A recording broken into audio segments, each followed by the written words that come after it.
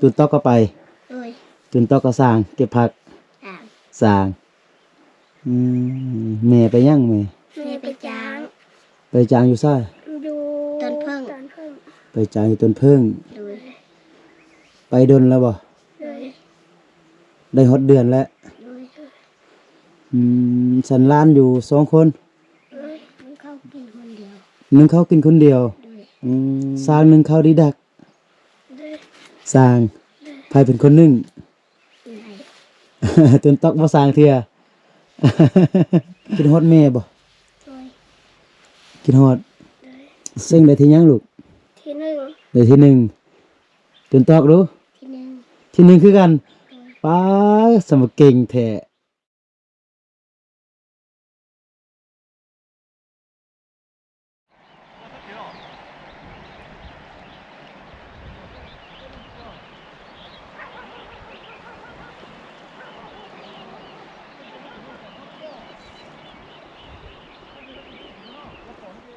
เปิดภาพมาอยู่กับครูดอยอยู่ที่วิวงามๆพ่อแม่พี่น้องเอ้ยเนาะนี่หมุนเป็น360องศาให้กับบรรดาพ่อแม่พี่น้องได้เบิ่งป้าโถเนาะก่อนอื่นกราบทักทายสบายดีและสวัสดีเด้อพี่น้องบ่ว่าจะอยู่ในประเทศและต่างประเทศเนาะกะขอยินดีต้อนรับเข้าสู่ช่องครูดอยอีกคือเก่าคือเดิมพ่อแม่พี่น้องเอ้ยเนาะกะตอนนี้ครูดอยอยู่ที่ระหว่างทางพ่อแม่พี่น้องเอ้ยเนาะอยู่ที่ระหว่างทางก็คือมื้อนี้เป็นมื้อที่2ที่ว่าครูดอยจะไปหาก็คือน้องตูนต๊อกแล้วก็น้องลินทอนพ่อแม่พี่น้องเอ้ยเนาะก็ตอนนี้ครูดอยก็จากเมืองพร้าวดมกลับมาทางเก่ากลับมาจากเมืองห้วยทรายพ่อแม่พี่น้องเนาะระยะทางก็ไกลเติบจากเมืองพร้าวดมไปหาบอนน้องลินทอนกับน้องตูนต๊อกอยู่ก็ประมาณชั่วโมงนึงถ้าเดินทางแต่ว่ากิโลก็บ่แน่ใจคือกันเพราะว่าทางซ้ายนี่มันบ่มีหลักกิโลบอกพ่อแม่พี่น้องเนาะก็เลยบ่ฮู้ว่ามันระยะทางมันถึกอยู่จักกิโลเนาะแล้วก็มือว่านครูดอยไปหาอยู่เฮือนบ่เห็นแล้วก็ไปไปตามหาบอนที่ว่าน้องลินทอนกับน้องตูนตอกเขาเฮียนก็บ่เห็นพ่อแม่พี่น้องเอ้ยเนาะก็บ่ฮู้ว่าน้องๆเพิ่นเป็นจังใดตามข่าวๆที่ว่าคือชาวบ้านเพิ่นบอกว่าผู้เป็นแม่เนาะก็ไปรับจ้างอยู่ที่ต่างเมืองต่างอำเภอแล้วก็ปะให้น้องลินทอนกับน้องตูนตอกอยู่เขาเฮียนตามลำพังนะพ่อแม่พี่น้องเนาะแต่รายละเอียดก็ยังบ่ทันฮู้ดีเทื่อเนาะแล้วก็มื้อนี้ครูด้วยก็จะไปตามหาถ้าว่าได้พ่อ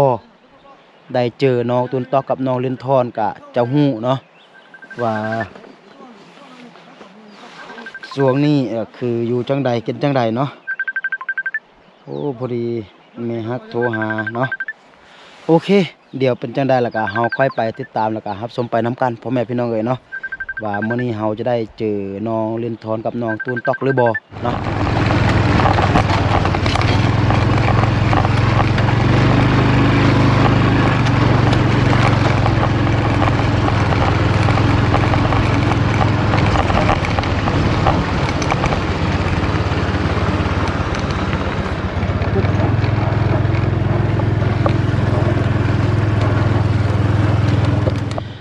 ตอนนี้เฮาก็มาฮอดอยู่ที่บ้านของน้องลินทอนกับน้องตูนตอกอยู่ที่กลางป่าเป็นที่เหียบห้อยพ่อแม่พี่น้องเนาะนี่เต็มแต่ภูผาป่าไม้เนาะนี่ก็โอ้เป็นดอยความสูงพ่อแม่พี่น้องเนาะอยู่กลางป่านี่เต็มแต่ป่าเนาะก็มีแต่เฮือนหลังเดียวตั้งอยู่นี่พ่อแม่พี่น้องเอ้ยฮ่าโต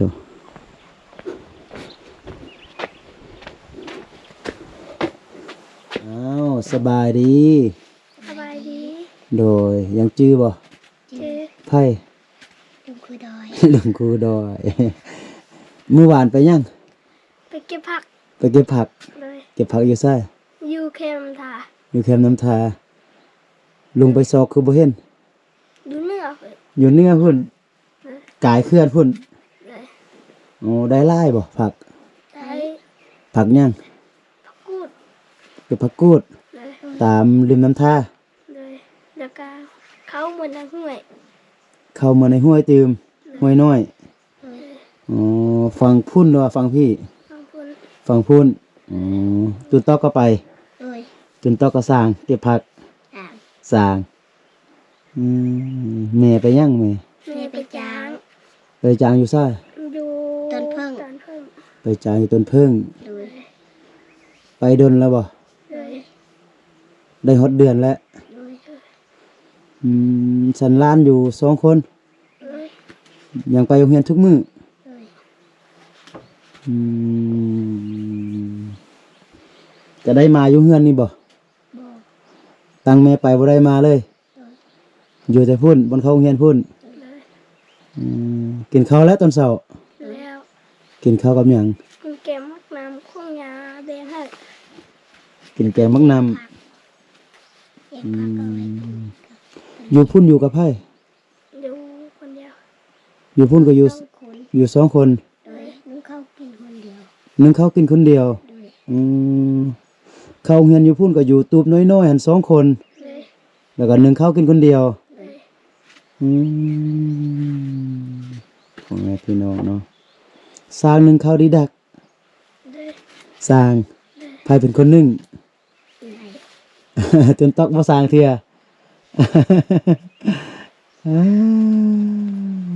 เธอผมแม่พี่น้องเลยโอ้เครื่องซักแล้วเครื่อง สักแล้วติดขี้ฝุ่นคือเก่า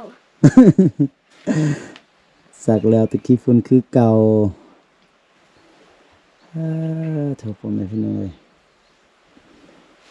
อยากได้สุดไหมบ่อยากได้เครื่องไหมบ่ เลย อยากได้ เลย ดินทอนด้วยลูกอยากได้บ่ เลย อยากได้อืมไปโรงเรียนก็มีชุดนักเรียนบ่มีจักสุด มีสุดเดียว มีชุดเดียว เลย ตุนตอกดูลูก สุดเดียว ชุดเดียว เลย อยากได้ชุดเข้าโรงเรียนไหมบ่ เลย อืมเดี๋ยวอายพาไปซื้อเนาะไปน้ำอายบ่ไปอยู่เมืองพาหุ่นเดี๋ยวอายพาไปกินเฟอเคยกินบ่เฟอ เลย ลินทอนเคยแล้วเนาะ เลย ลูกยังบ่เคยเทื่อ อ้ายมื้อนี้สิได้กินเฟอแล้วน้องตื่นตอกนี่ โธ่เฮือนนี่แป้งไหมบ่ลูก เลย อืมปวกกิน เลย เสาก็เปลี่ยนใหม่ เลย เปลี่ยนจากต้นได้เสา นอนตะเพียน 3 ต้นแมันบ่ อันนั้นบอกเปียก ไผมาเฮ็ดให้ ปู ปู่มาเฮ็ดให้ เลย พ่อแม่พี่น้องเลยเนาะ โธ่นี่เบิ่งในเฮือน โอ้โธ่มองหมดพ่อแม่พี่น้องเลยเนาะบ่มีคนอยู่ก็เป็นแบบนี้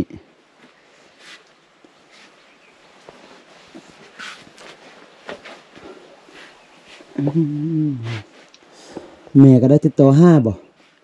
ให้ ติดต่อห้า ให้ จากมือแล้วแม่ติดต่อห้า ละซีมือ ได้4 มื้อแล้วแม่โทรห้า เลย แม่ก็ฝากเงินมาให้ ฝากไว้น้ำยาปลาคาเส้นหนึ่งบอกหมดแล้วแหละ เอามาซื้อข้าวกิน ฝากไว้นำหน้า100,000 เลยเอาห้าหมดแล้ว ให้มาแล้วซื้อข้าวกิน เลย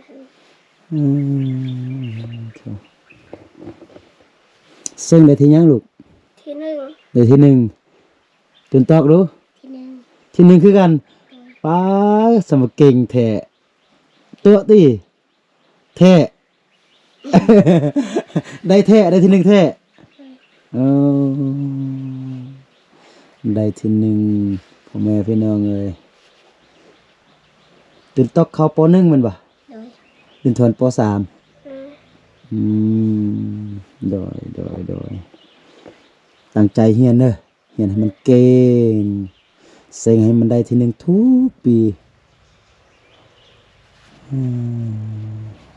โถ่บ่ได้กินขนมจักมื้อแล้ว กินทุกมื้อ บ่ไม่กิน บ่ได้กินบ่ได้กินหลายมื้อแล้ว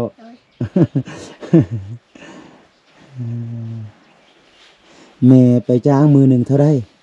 มือหนึ่งเส้นแปด มือหนึ่ง180,000ไปเฮ็ดหยัง เด็ดยอดหมู เด็ดยอดมักโม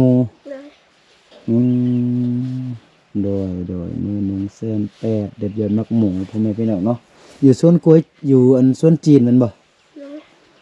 อืมหน่อยแล้วงัวดูไผเบิ่งงัว หัวมือเบิ่งบางมือพักกะได้มือ งัวก็บ่มีไผเบิ่งทิ่มอยู่นี่เลย ได้เมื่อที่มือเดียวมันนั้นกับแม่ยา เมื่อเบิ่งซื่อ เลย ๆโดยกินฮอดแม่บ่ เลย กินฮอด เลย กินฮอดก็อดเอาเนาะ เลย เพราะว่าแม่ไปหาเงิน แม่บ่ไปก็บ่มีข้าวกินอืม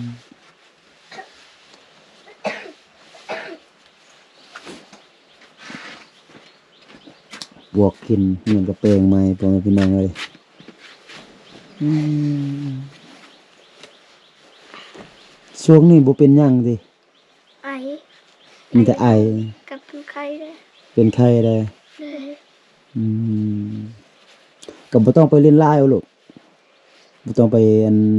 ตากแดดลายเอาแต่ตากแดดลายแล้วก็ ไป ทาง แต่มือเดียว ไปแต่มื้อเดียว วันนี้ อืม อันไปโรงเรียนทุกชั่วโมง ไปโรงเรียนทุกมื้อบ่ขาดติไปโรงเรียน บ่ อืม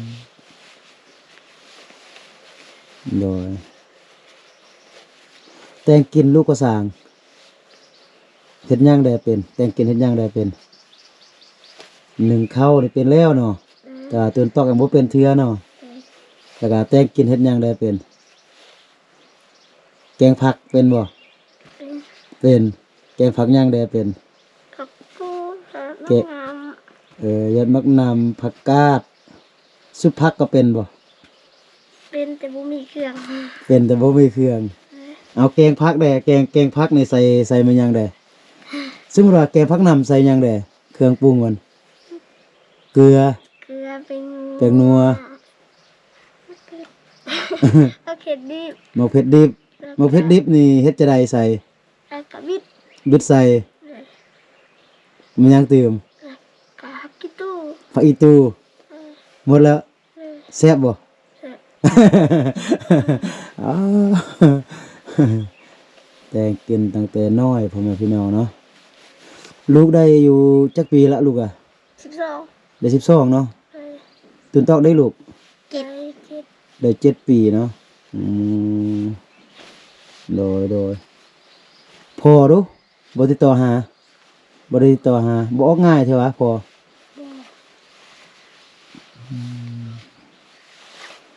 ช่วงแล้วอ่ะสิออกบ่ได้ออกเนาะอืมเฮ็ดจะได้แม่ไปเฮ็ดสมนุครัวอยู่ปักฮาดได้บ่ ยังบ่ได้เทื่อกำลังเฮ็ด ยังบ่ได้เทื่อ เงินหาเงินมาเฮ็ด ส่งเงิน มาเฮาขอ อ๋อเพิ่นบอกว่าถ้าอยากได้แล้วก็หาเงินมาให้เพิ่น เลย เพิ่นสิเฮ็ดให้ เฮาไปแล้ว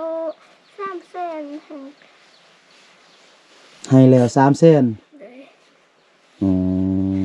โดยพ่อแม่พี่น้องเนาะเพิ่นยังเฮ็ดใบยกหญ้าเฮ็ดใบอะไรทำไม มันต้องมีค่าธรรมเนียมค่าบัตรใบค่าเอกสารพ่อแม่พี่น้องเนาะให้ไปแล้ว300,000กีบทุกมื้อได้ข้าวอยู่ไสมากิน เขาแม่ซื้อไว้ แม่ซื้อไว้หลายบ่เขาให้หมดแล้ว นั่นแล้ว หมดไว้แท้ตื่นตอกกินหลายติหมดไว้นะ แม่นบ่ ตื่นตอกกินหลายนี่เขาหมดไว้แม่นบ่ เขาให้แต่เป่าเดียวได้ เขาให้ได้แต่เป่าเดียว เลย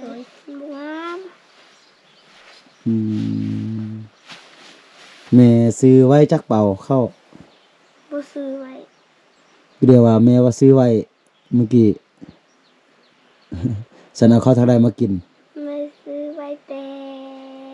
แค่หนึ่งก็ยังกินเอาหมดครึ่งคุเนี่ยคือกินข้าวจะได้จะกินไล่ อืมเดี๋ยวนี้เขายังเครื่องคุ อ๋อฮ่าโธ่แสดงว่าเฮือนนี่บ่ได้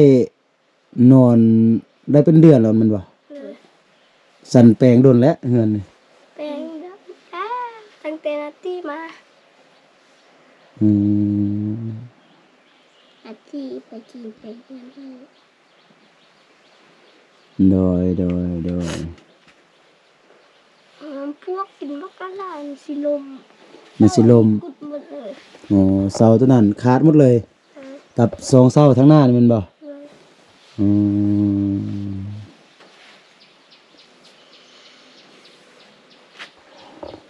ฮ่าโธ่หนาวบ่อยู่พี่ หนาว หนาว สอน อาบน้ำบ่ทุกมื้อ อาบ บาปที่เดินตอกน่ะ อาบ เครื่องมันไผซักให้เครื่อง สัก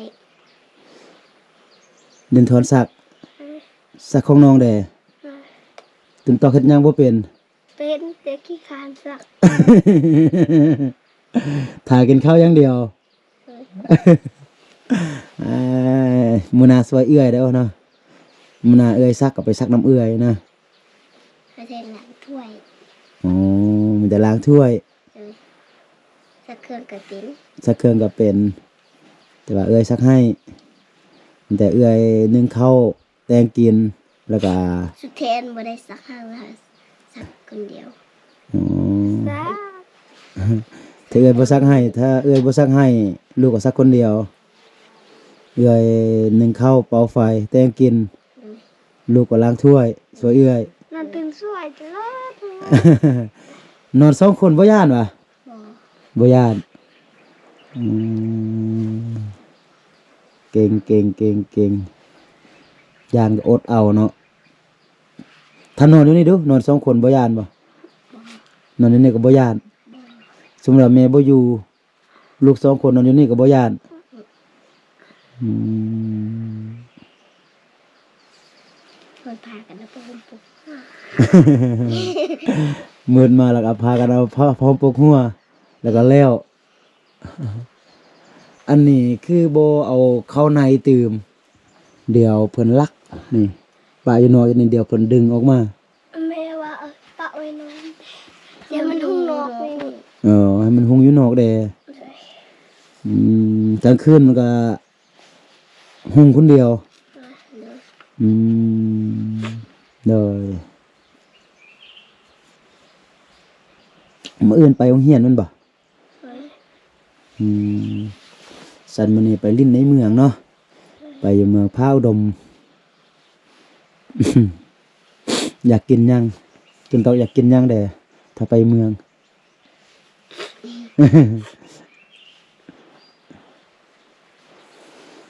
ฮ่าโถอันนี้เป็นฟ้าเก่าอันนี้ ปะเก่า ฟ้าเก่ามาอัดอยู่นี่เนาะ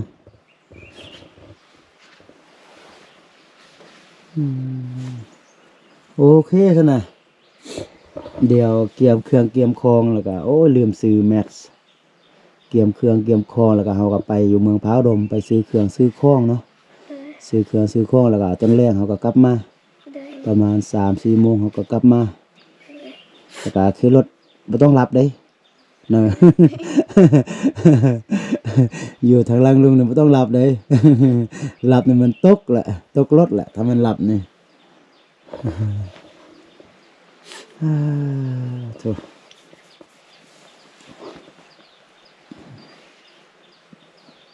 แล้วแม่บ่ได้บอกว่ามื้อใดสิกลับ บอกมากับบ่กลับบอกกลับกับบ่กลับว่าบ่มีรถมันอยู่หน้าห้วยบ้าไกล อยู่ในห้วยบักไก่ ๆ บอกว่าอยากกลับมาก็บ่มีรถ มันเป็นไอตื่ม พ่อแม่พี่น้องเลย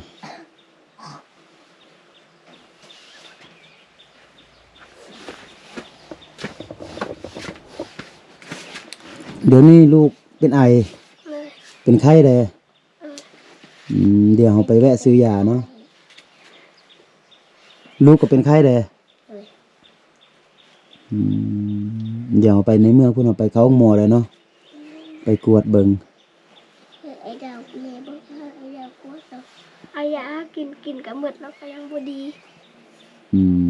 กวดอยู่ไสกวดอยู่เฮือนพุ่นว่า เลย พยายามนุ่งเครื่องใหญ่เนาะบ่ต้องนุ่งเครื่องสั้นเนาะนุ่งเครื่องหน้าๆไว้ช่วงนี้มันช่วงยามหนาวนะอากาศมันเปลี่ยนแล้วก็มันเฮ็ดให้บ่สบายง่ายให้เป็นหวัดเป็นไอ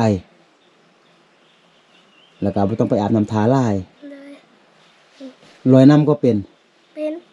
ตุนตอกดูลูกแหม หนูไอ้เป็นบุก อาบบนบก หนูไป อาบบกจะนี่ ไปดูคนใหญ่ ถ้าบ่มีคนใหญ่ไปแล้วก็บ่ต้องไปเด้อแม่บ่อยู่เดี๋ยวตกน้ำทาเห็นเขาหายหลายคนอยู่น้ำมันนะเพราะว่าน้ำทามันแห้งมันเขาไปนี่พลัดลงอยู่ตาฝั่งบ่สางลอยแน่ก็ไหลไปกับน้ำก็หายแบบนี้ถ้ามีคนใหญ่ไปน้ำแล้วก็จึงค่อยไปอาบเด้อถ้าบ่มีคนใหญ่ไปน้ำแล้วบ่ต้องไปย่านตกน้ำทาเพราะว่าน้ำมันใหญ่ขนาดลุงก็ยังบ่กล้าไปคนเดียวย่านน้ำทามันแห้งได้มันใหญ่ได้โอเคฉะนั้นเนาะเดี๋ยวเขาเตรียมเครื่องเตรียมของกันเนาะเอาสบายดีเพิ่นเด้ สบายดี โอ้ยผมเห็นพี่น้องเนาะกะนี่เนาะอยู่บนป่าบนดอยพ่อแม่พี่น้องเลยแม่บ่อยู่แม่ไปรับจ้างเนาะก็คือเอ้ยพรเพิ่นไปรับจ้างได้หดเดือนปลายแล้วเนาะก็คือไปเด็ดยอดมักโมพ่อแม่พี่น้องเลยเนาะอยู่ที่สวนจีนตามที่ว่าน้องลินทอนกับน้องตูนตอกบอกว่าไปหดได้เป็นเดือนแล้วเนาะแล้วก็ได้ติดต่อหาก็คือ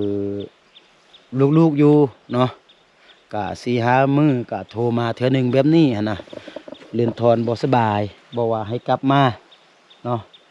ก็เอ้ยพรบอกว่าบ่มีรถถ้าหากว่าคือคนที่ว่าไปนํกันยังบ่กลับก็บ่ได้กลับมาเพราะว่าถ้าหากว่าคนเดียวก็บ่มีรถที่ว่าจะไปรับไปส่งหั่นนะเนาะเพราะว่าค่ารถก็ถ้ามีหลายคนแล้วก็เพิ่นไปมันจึงคุ้มค่ารถเพิ่นน่ะนะถ้าหากว่าเฮามาคนเดียวเฮาก็ต้องได้เมารถมานะพ่อแม่พี่น้องเนาะเมารถมาแล้วก็มันก็แพงแบบนี้นะบุกะเงินที่ว่าไปรับจ้างเพื่อที่ว่าจะมาซื้อข้าวซื้อน้ำกินมันก็จะหมดกับค่ารถแบบนี้แล้วก็สิบ่ได้ค่ามันหยังมาเฮือนเลยนะพ่อแม่พี่น้องเนาะก็ย้อนความลำบากนี่แหละพ่อแม่พี่น้องเอ้ยเนาะ